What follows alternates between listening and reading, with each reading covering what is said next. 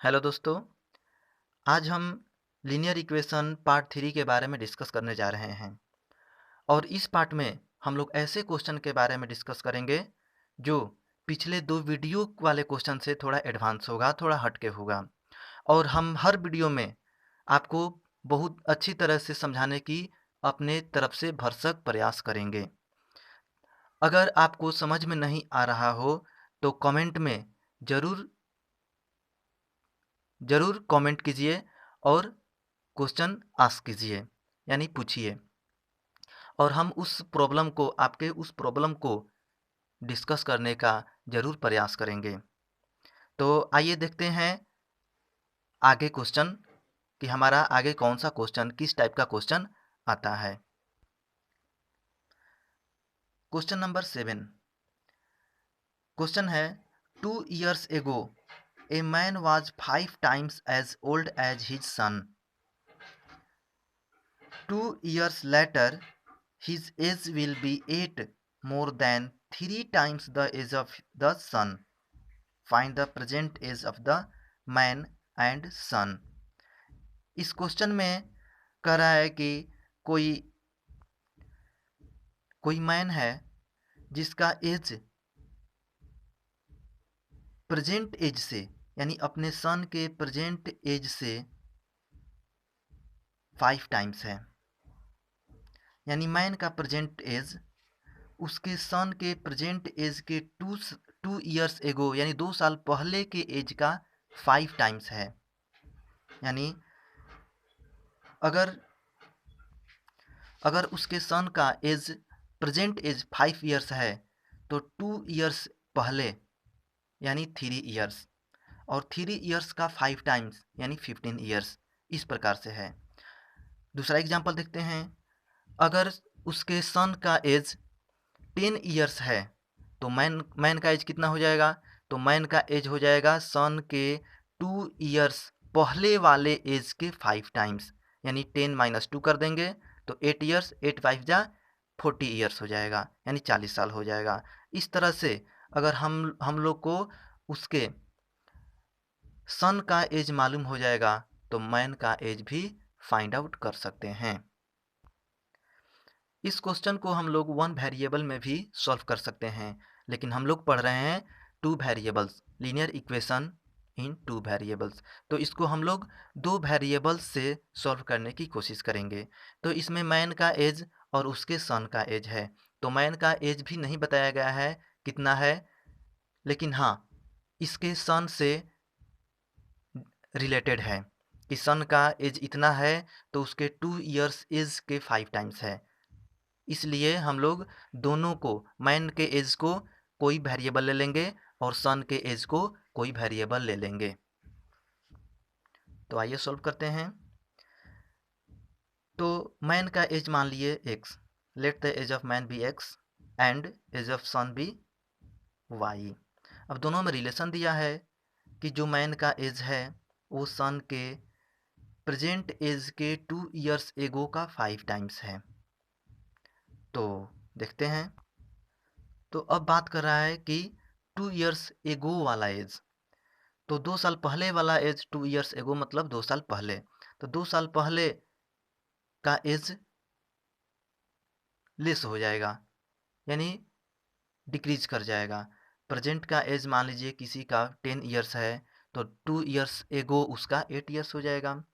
किसी का 5 years है तो 2 years एगो 3 years हो जाएगा। किसी का 9 years है तो 2 years एगो 2 साल पहले 7 years हो जाएगा। तो उसी तरह से मैन का प्रेजेंट एज x है और सन का प्रेजेंट एज y है, तो मैन का 2 years पहले वाला एज हो जाएगा, उसमें से 2 सब्ट्रैक्ट कर देंगे। उसी तरह से सन का 2 years पहले वाला एज हो जाएगा, उसमें से 2 माइनस कर देंगे। तो हो गया 2 years ago the age of man x - 2, the age of son y - 2। अब ये जो एज ऑफ मैन है ये 5 टाइम्स है इसका। तो अकॉर्डिंग टू क्वेश्चन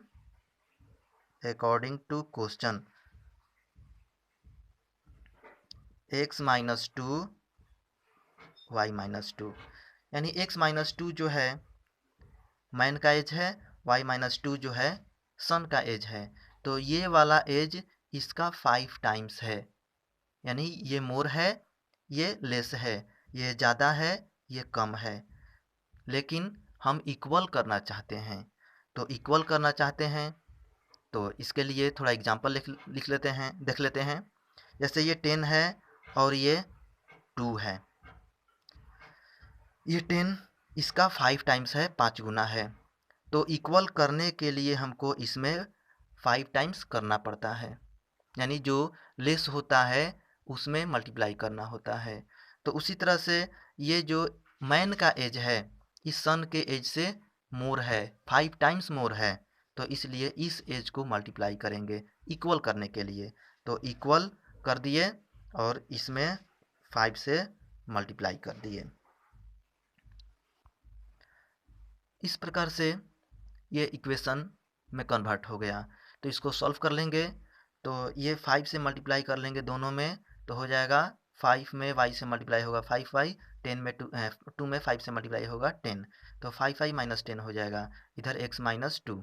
उसके बाद अब वेरिएबल टर्म को एक तरफ एंड कांस्टेंट टर्म को एक तरफ कर लेंगे, यानी x और y वेरिएबल है और बाकी कांस्टेंट है। तो x y को एक तरफ और बाकी सबको दूसरे तरफ। तो जब साइड चेंज करते हैं तो टर्म का साइन चेंज हो जाता है। तो साइन चेंज किए और बन गया x minus 5y equals to -8। अगर आपको समझने में कहीं भी प्रॉब्लम होता होगा, परेशानी होता होगा, तो कमेंट बॉक्स में ज़रूर बताइएगा, ताकि आपके प्रॉब्लम को सॉल्व करने का प्रयास करें।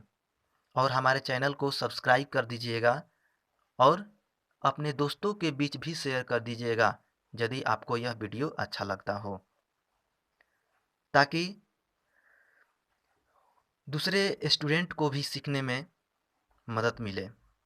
ये हमारा थोड़ा जो प्रयास है वो दूसरे को भी बेनिफिट हो। तो इस प्रकार से हमारा इक्वेशन फर्स्ट कंप्लीट हो गया। अब देखते हैं इक्वेशन सेकेंड कैसे कंप्लीट होता है। तो क्वेश्चन में देखते हैं। आगे क्वेश्चन कह रहा है कि 2 years later, यानी 2 साल बाद, his age will be 8 more than 3 times the age of the sun, यानी 2 साल बाद जो उस मैन का एज हो जा रहा है वो 8 मोर हो रहा है, किससे? उसके सन के एज के 3 टाइम्स से। यानी 2 साल बाद जो मैन का एज हो रहा है उसके सन के 3 टाइम्स कर देने पर भी उससे 8 मोर हो रहा है। तो इससे यहाँ पर एक रिलेशन मिल जा रहा है, तो इससे दूसरा इक्वेशन प्रिपेयर्ड हो जाएगा। तो देखते हैं। तो जैसा कि हम लोग देख लिए हैं कि पहला इक्वेशन हमारा कन्वर्ट हो गया है। अब दूसरा इक्वेशन प्रिपेयर करने के बारे में सोचते हैं। तो दूसरा इक्वेशन दिया है कि 2 years later, यानी 2 साल बाद जो एज हो रहा है, तो पहले 2 साल बाद कितना कितना एज हो जाएगा वो लिख लेते हैं। तो प्रेजेंट एज है मैन का x, 2 साल बाद उसका एज हो जाएगा x+2। उसी तरह से सन का प्रेजेंट एज y है, तो इसका भी 2 साल बाद y+2 एज हो जाएगा। अब दोनों में रिलेशन दे रहा है कि जो मैन का एज 2 years लेटर, जो मैन का एज है वो सन के एज के 3 टाइम्स करने पर भी 8 मोर हो रहा है। तो लिखते हैं, ये जो x+2 है मैन का एज है और y+2 है सन का एज है, ये मोर है। और किससे मोर है? सन के एज से। इसका 3 टाइम्स कर रहे हैं तो भी अभी ये मोर है। तो कितना मोर है? 8 मोर है, तो इसमें +8 कर देंगे और 8 जब कर देंगे तो अब ये इक्वल हो जाएगा। तो इसको इक्वल साइन पुट कर देंगे, उसके बाद हम इसको सॉल्व कर देंगे। तो सॉल्व करते हैं।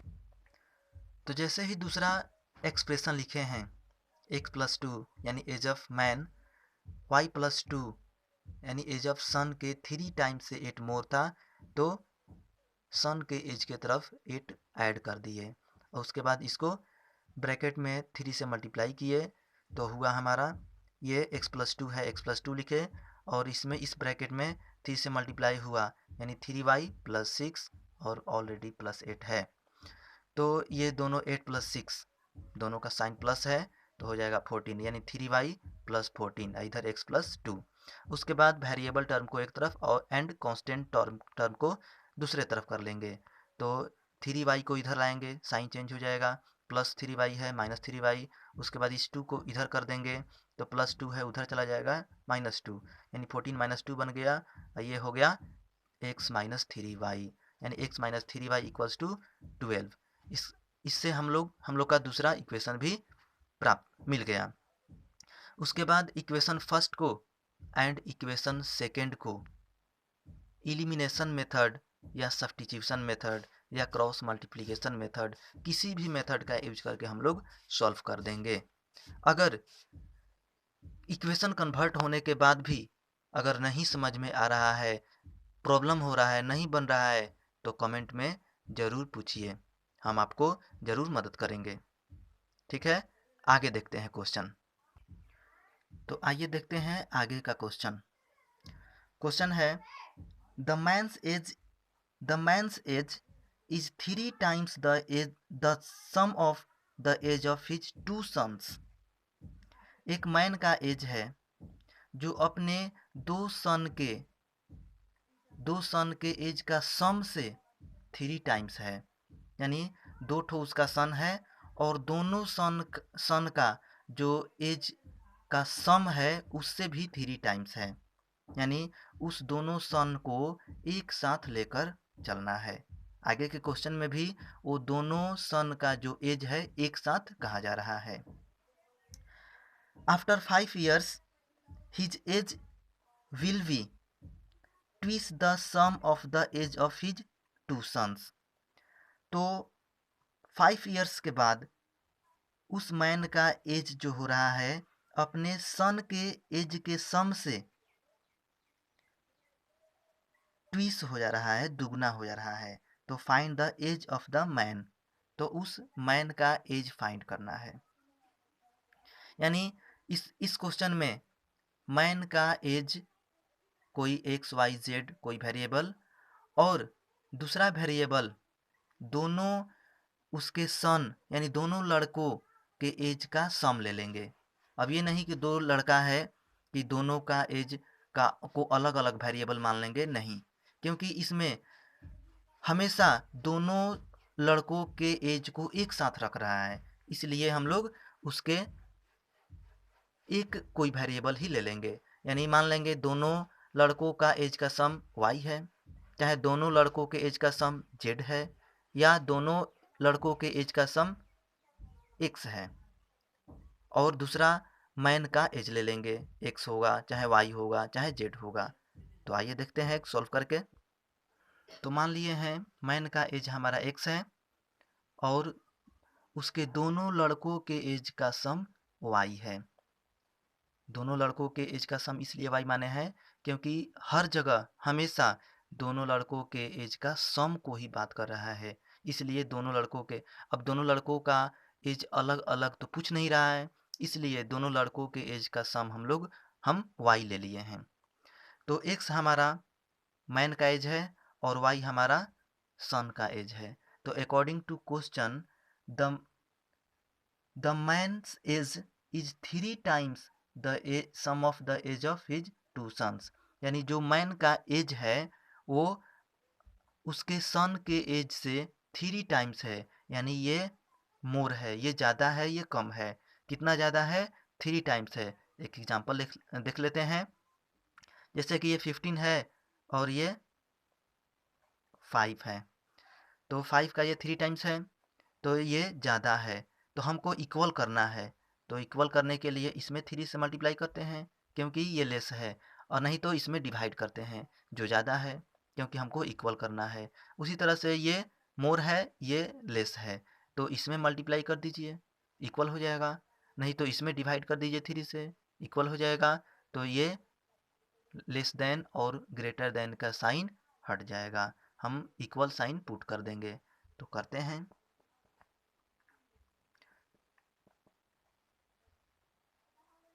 हो गया। तो 3 से मल्टीप्लाई कर दिए सन के एज की तरफ, और इस प्रकार से हो गया x इक्वल्स टू 3y, और वेरिएबल टर्म को एक तरफ कर लेंगे, तो 3y को इधर कर लिए, तो हो गया x minus 3y, x minus 3y equals to 0, equation first. अब देखते हैं दूसरा इक्वेशन कैसे। हाँ, और उसके बाद इम्प्लाइज दैट का साइन पुट कर प्लेस करते हैं। जब इक्वल साइन आता है बीच में, तो इधर इम्प्लाइज दैट का साइन पुट करते हैं, और सबसे पहले सिंस, और उसके बाद इम्प्लाइज दैट, उसके बाद देयरफॉर। तो यह हमारा इक्वेशन फर्स्ट कन्वर्ट हो गया। अब देखते हैं हमारा दूसरा इक्वेशन कैसे कन्वर्ट होता है। तो आइए देखते हैं दूसरा, उसमें क्या कहा जा रहा है। आगे कह रहा है आफ्टर 5 ईयर्स, 5 साल के बाद, his age will be twice the sum of the age of his 2 सन्स, यानी 5 साल के बाद उसका एज हो जा रहा है अपने दोनों लड़कों के एज के सम के दुगना, 5 साल के बाद। तो देखते हैं 5 साल के बाद तो दोनों का एज इंक्रीज करेगा, बढ़ेगा। तो मैन का एज अभी x है, 5 साल के बाद उसका 5 बढ़ जाएगा, यानी x प्लस 5 हो जाएगा। उसी तरह से दोनों लड़कों का एज y है, तो उसका भी 5 साल दोनों में बढ़ेगा, तो 5 प्लस 5 10 कर देंगे। आफ्टर 5 ईयर्स दोनों का एज लिख लेते हैं, तो मैन का एज हो जाएगा x प्लस 5, और दोनों लड़कों का मिला करके 5 साल के बाद एज हो जाएगा y तो था, और पहला लड़का का 5 बढ़ेगा, दूसरे लड़का का भी 5 बढ़ेगा, तो हो जाएगा y प्लस 5 प्लस 5, यानी y प्लस 10। अब देखते हैं मैन का एज, ये जो मैन का एज है वो इस 5 साल बाद वाले मैन का एज 5 साल बाद वाले लड़कों के एज का दुगना है, ट्विस है, 2 टाइम्स है। तो अकॉर्डिंग टू क्वेश्चन, तो x प्लस 5 जो है y प्लस 10 से दुगना है, लेकिन हमको इक्वल करना है, तो y प्लस 10 में 2 से मल्टीप्लाई कर देंगे, नहीं तो x प्लस 5 में 2 से डिवाइड कर देते हैं।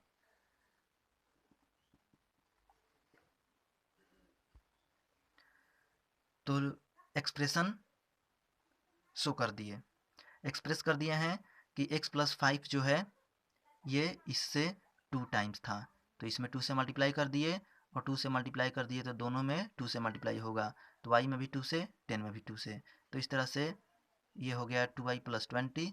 और उसके बाद आपको बार बार कह रहे हैं कि वेरिएबल टर्म को एक तरफ एंड कांस्टेंट टर्म को एक तरफ कर लेंगे, और साइड चेंज करते समय भी यह ध्यान रखेंगे कि साइन उसका चेंज होगा, यानी जिस टर्म का साइन प्लस रहेगा उसका माइनस हो जाएगा, और जिस टर्म का साइन माइनस रहेगा उसका प्लस हो जाएगा। तो हो गया x की तरफ 2y आया माइनस 2y, और 5 उधर चला गया माइनस 5, तो हो गया x minus 2y equals to 15। ये हमारा इक्वेशन सेकेंड बन गया, और इक्वेशन फर्स्ट भी कन्वर्ट कर लिए हैं। तो इस दोनों इक्वेशन को हम लोग सॉल्व करके और आंसर फाइंड आउट कर लेंगे, और जो भी आंसर फाइंड करने के लिए कह रहा होगा क्वेश्चन में वो लिख देंगे। अब देखते हैं आगे क्वेश्चन, आगे देखते हैं। इस क्वेश्चन में है the monthly income of A and B are in the ratio of 5:4, यानी ए और बी का जो मंथली इनकम का रेशियो है वो 5:4 में है, यानी रेशियो जो होता है सिंपलेस्ट फॉर्म होता है, रेशियो सिंपलेस्ट फॉर्म होता है, यानी 10/8 को भी 5/4 बोल सकते हैं।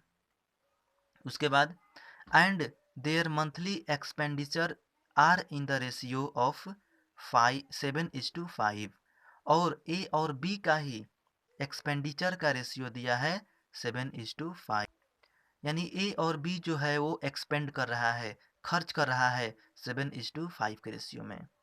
उसके बाद क्वेश्चन है if each saves 3,000 rupees per month, यानी दोनों जो है ए और बी दोनों पर मंथ 3,000 बचा रहा है, सेव कर रहा है, यानी सेविंग इक्वल्स टू होता है इनकम माइनस एक्सपेंडिचर, यानी आप कितना आपका इनकम है और उसमें से कितना एक्सपेंड कर दे रहे हैं, कितना खर्च कर दे रहे हैं, तो माइनस कर देंगे तो आ जाता है सेविंग।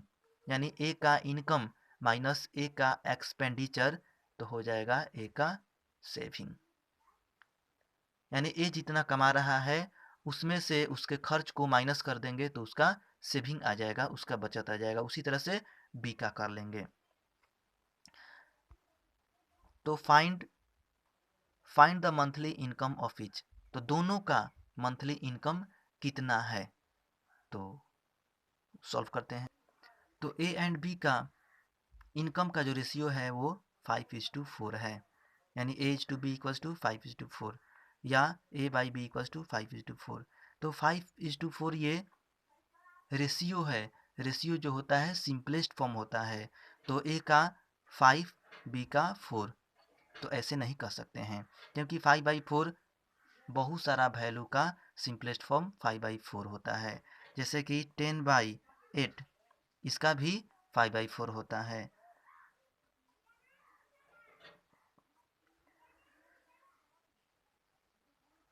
20/16 इसका भी 5/4 होता है। 15/12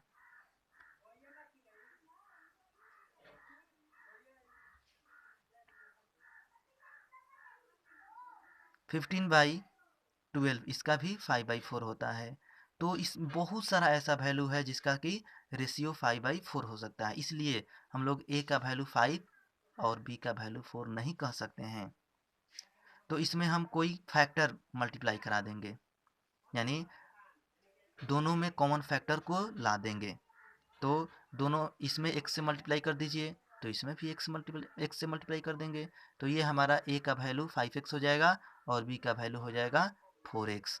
इस प्रकार से लिख लेंगे हम लोग।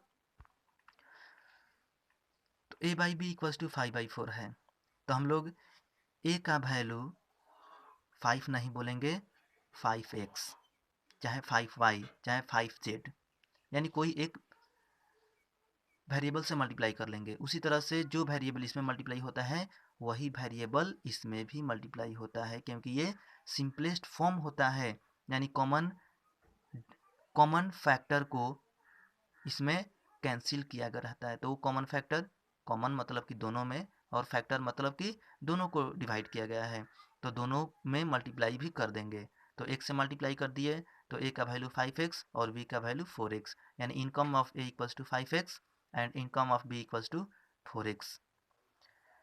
आगे दिया है दोनों का एक्सपेंडिचर का भी रेशियो। आगे दिया है ratio of monthly expenditure of A and B 7:5। तो उसी तरह से A by B equals to 7/5 लिख लेंगे। अब एक्सपेंडिचर और इनकम इक्वल तो होता नहीं है, तो उसमें इनकम वाले में एक से मल्टीप्लाई कर दिए दोनों में। अब एक्सपेंडिचर वाले में दूसरा अलग किसी वेरिएबल से मल्टीप्लाई कर लेंगे, तो से वाई से मल्टीप्लाई कर देते हैं, जेड से मल्टीप्लाई कर दो, जेड कोई दूसरा वेरिएबल से मल्टीप्लाई कर देंगे, तो ए का वैल्यू 7y और बी का वैल्यू 5y हो जाएगा। तो एक्सपेंडिचर का रेशियो था 7:5, तो ए का एक्सपेंडिचर 7y ले लेंगे और बी का एक्सपेंडिचर 5y ले लेंगे। अब आगे क्वेश्चन में कह रहा है कि दोनों का सेविंग दिया है, दोनों 3000 पर मंथ सेव कर रहा है, यानी सेविंग इक्वल्स टू होता है इनकम माइनस एक्सपेंडिचर, यानी कितना आपका इनकम है और उसमें से आप कितना एक्सपेंड कर दे रहे हैं माइनस कर दीजिएगा तो आ जाएगा आपका सेविंग। तो ए का सेविंग हो जाएगा इनकम ऑफ ए, यानी ए का इनकम माइनस ए का एक्सपेंडिचर, तो 3000 ए का सेविंग है इक्वल्स टू 5x ए का इनकम है माइनस 7y ए का एक्सपेंडिचर है, तो 5x minus 7y equals to 3000 equation first हो गया। उसी तरह से बी का भी सेविंग दिया है 3000 ही, तो फिर बी का इनकम में से बी के एक्सपेंडिचर को माइनस कर देंगे तो हमारा उसका भी सेविंग आ जाएगा। तो उस तरह से हो गया 3000 minus 3000 equals to 4x minus 5y, ये हमारा बी का इनकम है और बी का एक्सपेंडिचर है। तो इक्वेशन सेकेंड भी बन गया। अब इक्वेशन फर्स्ट और इक्वेशन सेकेंड को सॉल्व कर देंगे और एक्स वाई का जो आंसर होगा वो हमारा आंसर हो जाएगा। तो ये हमारा 3 ठो क्वेश्चन आज ये कंप्लीट हो गया। इसको आप बनाने की प्रयास कीजिएगा और यदि हमारे चैनल को आप सब्सक्राइब कर लेते हैं तो हमारा नोटिफिकेशन आप तक पहले पहुंचेगा। और इसके बेनिफिट के लिए, इससे लाभ के लिए अपने दोस्तों के बीच भी शेयर करें ताकि उनको भी अधिक से अधिक फ़ायदा हो। ठीक है, धन्यवाद।